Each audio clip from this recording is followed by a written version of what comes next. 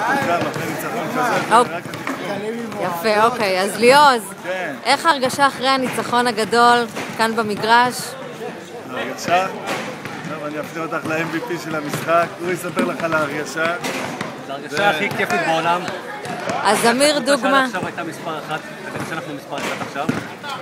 נגיד לך את האמת, אנחנו התכוננו לזה. אנחנו מתאמנים. התכוננו לתרגילים שלהם גם, ויצאתי עליהם קשה לבצע אותם. יש לנו נשק סודי, האצבע של אמיר! לא אותי, נפצעתי בה, למרות כן, באתי לשחק. זהו, אמרת שזה בגלל שאשתך בחו"ל שכאילו שהצלחת לקלוע? זה היה ניצחון של הדקה ה-99. האמנתם שלא תנצחו? זה בכדורגל. היה מפחיד. אבל אנחנו תמיד עם אמונה, אנחנו גב ההר, בסוף משחקים 90 דקות, בסוף גב ההר מנצח. כנראה שאנחנו ווינרים, נכון? הקפטן! אוקיי, תודה רבה לכם.